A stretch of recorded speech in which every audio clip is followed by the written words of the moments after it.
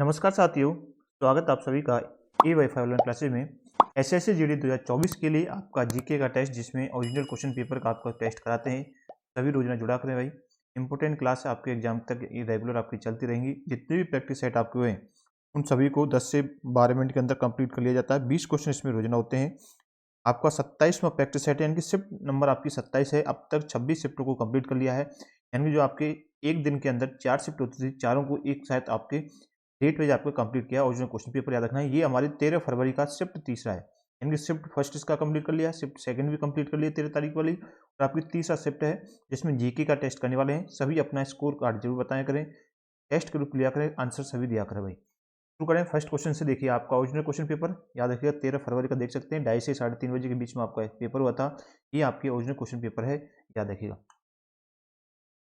Answer करिएगा, सभी answer करते रहेंगे। जितने भी आपके करंट के क्वेश्चन है उनको मैं आपको बताते चलूंगा कि आप कितने क्वेश्चन करंट के आपसे आज की क्लास में पूछे गए हैं, याद रखिएगा। देखिए, पहला ही क्वेश्चन आपका करंट का था, नवंबर 2022 तक की स्थिति के अनुसार भारत में केंद्रीय कानून मंत्री कौन है। ये आपसे करंट का पूछा गया था, तो आंसर था किरण रिजिजू। ऑप्शन नंबर 30 उसमें राइट आंसर था। अगला क्वेश्चन है, देखिए, 5वां दिवसीय गंगा महोत्सव उत्तर प्रदेश के किस शहर में मनाया जाता है। 5 दिवसीय गंगा महोत्सव उत्तर प्रदेश के किस शहर के अंदर मनाया जाता है। तो यह आपको याद रखेंगे, वाराणसी के अंदर मनाया जाता है 5 दिवसीय गंगा महोत्सव, याद रखिए। तीसरा ऑप्शन हमारा आपका करेक्ट आंसर था इस क्वेश्चन का। अगला क्वेश्चन बनता है हमारा, बताइए नेक्स्ट क्वेश्चन है, कोशिका किसी जीव का खालिस्तान जीवित भाग होता है, बताएं किसका।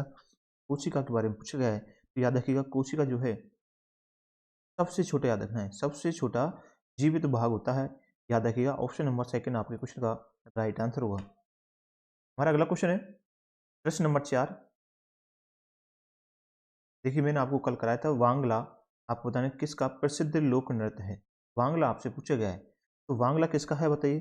वांगला आपको याद रखना मेघालय का। मैंने कल ही आपकी क्लास में आपको कराया था क्वेश्चन, इवनिंग वाली क्लास जो आपकी लोक नृत्य से संबंधित क्लास ली थी, इसमें वांगला लोक नृत्य आपके मेघालय से, उस क्लास को अभी जरूर देख लेना।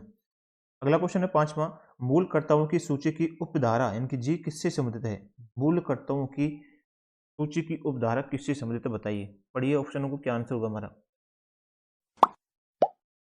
ये देखिए, प्राकृतिक पर्यावरण की रक्षा और उसका संवर्धन करना, ये मूल कर्तव्यों की सूची की उपधारा के अंतर्गत आती है। ऑप्शन फर्स्ट आपका सही आंसर हो जाएगा। नेक्स्ट क्वेश्चन के बढ़े, अगला क्वेश्चन करते हैं, बताइएगा जरूर आंसर।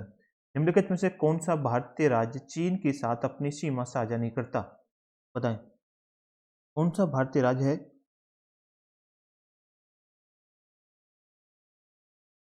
आंसर करिएगा, क्या आंसर क्वेश्चन का आपका। यह देखिएगा, इसका आंसर हो जाएगा उत्तर प्रदेश यानी कि यूपी आपका। कौन, यूपी आपको, एक अरुणाचल प्रदेश, हिमाचल प्रदेश, सिक्किम, ये सभी आपके राज्य चीन के साथ में सीमा साझा करते हैं। उत्तर प्रदेश आपको नहीं करता। ऑप्शन नंबर 30 आपका सही हो जाएगा। अगला क्वेश्चन आपसे पूछा गया था, देखिए प्रश्न है, खालिस्तान आपको भरना था। यहाँ पर क्या आएगा, एक इलेक्ट्रॉनिक भुगतान प्रणाली है जो किसी बैंक या अन्य किसी वित्तीय संस्थान के ग्राहकों को वित्तीय संस्थान की वेबसाइट के माध्यम से कई प्रकार के वित्तीय लेन देन करने में सक्षम बनाती है।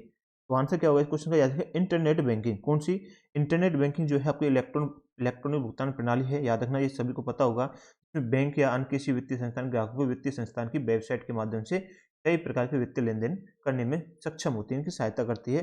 तो इंटरनेट बैंकिंग आपने खूब सुना होगा, आप काफी सारे इसमें यूज भी करते होंगे। ऑप्शन नंबर 30 आपका सही आंसर हो जाएगा। नेक्स्ट क्वेश्चन बनता है अगला, बताइए, भारत में दंड प्रक्रिया संहिता किस दंड प्रक्रिया संहिता वर्ष में अधिनियमित की गई थी, बताएं। भारत में दंड प्रक्रिया संहिता याद रखिएगा 1973 में। कब की गई थी, सन 1973 में से। ऑप्शन 4 आपका सही आंसर होगा, 1973। अगला क्वेश्चन, जलियांवाला बाग हत्याकांड के लिए कौन जिम्मेदारी। ये क्वेश्चन भी आपको मैंने कराया है, जीके की जो क्लास हुई थी, इवनिंग वाली क्लास में जाकर, मैं इसलिए बोल रहा हूँ शाम वाली 6:30 बजे वाली क्लास को रोजाना अटेंड किया करें सभी। जलियांवाला बाग हत्याकांड के लिए कौन जिम्मेदार था, तो याद रखिएगा आंसर हो जाएगा आपका जनरल डायर। ऑप्शन ऑफ तीसरा आपका सही होगा, जनरल डायर, याद रखना है। नेक्स्ट क्वेश्चन बताइए, अगला क्वेश्चन है, विनिर्माण क्षेत्रों को सामान्य और आर्थिक विकास का या की खालिस्तान माना जाता है, मानी जाती है, बताएं। विनिर्माण क्षेत्रों को सामान्य और आर्थिक विकास का, बताएं। तो क्या कहेंगे, विनिर्माण क्षेत्र को सामान्य और आर्थिक विकास का रीढ़ की हड्डी माना जाता है। ऑप्शन नंबर फर्स्ट आपको सही हो जाएगा, रीढ़ की हड्डी, याद रखिएगा। अभी तक जिन्होंने चैनल को सब्सक्राइब नहीं किया, चैनल को सब्सक्राइब कर लीजिएगा। यदि आपको वीडियो पसंद आ रही है, आपके लिए हेल्पफुल है, तो चैनल को सभी सब्सक्राइब कर लीजिएगा। रोजाना क्लास होती है, 10:30 बजे आपकी क्लास आ जाती है, 10:30 बजे सभी क्लास को अटेंड किया करें। अगला क्वेश्चन है, देखिए प्रश्न IPR 1956 में खालिस्तान पंचवर्षीय योजना की नींव रखी, कौन सी थी? याद रखिए, ये आपकी थी दूसरी पंचवर्षीय योजना, यानी कि सेकंड पंचवर्षीय योजना की नींव रखी थी IPR 1956 में। नेक्स्ट क्वेश्चन, निम्नलिखित में से किस राज्य में पहली बार खेलो इंडिया यूनिवर्सिटी गेम्स का आयोजन किया गया था? तो ये किया गया था उड़ीसा में। याद रखिए, उड़ीसा। फर्स्ट नंबर ऑप्शन आपको सही होगा, उड़ीसा करेक्ट कर लेना। अगला क्वेश्चन है प्रश्न नंबर 13वां, संसदीय प्रक्रिया के कोरम को खालिस्तान के रूप में समझा जा सकता है? इसके रूप में समझा जा सकता है संसदीय प्रक्रिया के कोरम को, याद रखना है सदन की कार्य प्रणाली के सुचारू रूप से चलने के लिए सदस्यों की न्यूनतम संख्या। बिल्कुल सही है जी, यही आपका आंसर हो जाएगा इस क्वेश्चन का। आंसर क्या जगह, यानी कि सदन की कार्य प्रणाली को सुचारू रूप से चलाने के लिए सदस्यों की न्यूनतम संख्या के रूप में से समझा जा सकता है संसदीय प्रक्रिया के कोरम को। याद रखना है फर्स्ट नंबर ऑप्शन आपका सही आंसर हो जाएगा। अगला क्वेश्चन बनता है हमारा, संगम काल के दौरान तमिल क्षेत्र में भूमिहीन मजदूरों, जिनमें दास भी शामिल होते थे, को खालिस्तान के रूप में जाना जाता था।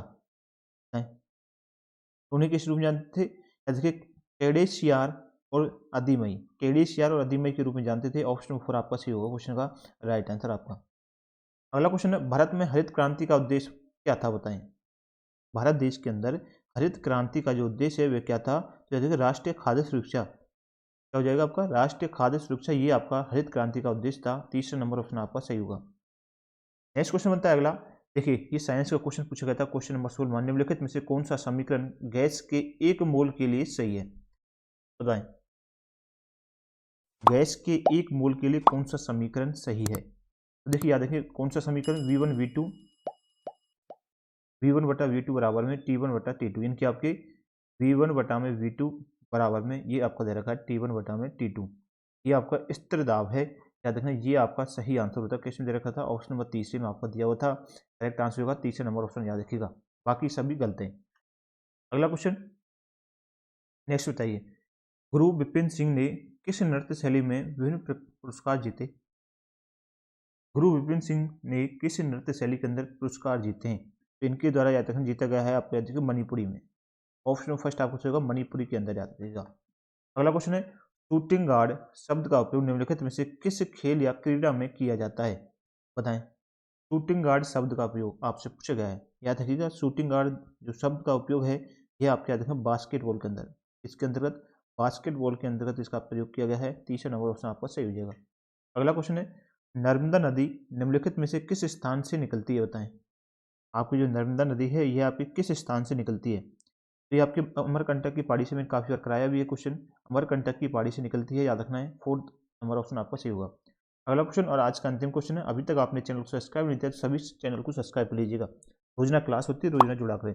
2022 में हुए चुनाव के बाद पंजाब के मुख्यमंत्री कौन बने? ये आपका करंट का क्वेश्चन आज की क्लास का दूसरे के 2 क्वेश्चन आज की क्लास में पूछे हैं। 2022 में हुए चुनाव के बाद पंजाब के मुख्यमंत्री कौन बने हैं? तो आंसर क्या जाएगा, याद रखिएगा भगवंत मान वर्तमान में भी हैं, याद रखना है। फोर्थ नंबर ऑप्शन आपको सही होगा, भगवंत मान आपको याद रखना है। ये क्वेश्चन थे 20 क्वेश्चन, आपने कितने क्वेश्चन सही कर पाए आप कमेंट में अपना स्कोर कार्ड जब लिखा करें, टेस्ट के रूप में लिया करें। यदि आपको इसी प्रकार क्वेश्चन पेपर आपको एग्जाम देखने को मिल जाए तो आप कितने क्वेश्चन सही कर पाते हो, याद रखिएगा। मिलते हैं नेक्स्ट क्लास में, इवनिंग में आपकी 4 बजे इसी शिफ्ट की क्लास आएगी हिंदी की 20 क्वेश्चनों की, उसे देखना ना भूलें। धन्यवाद।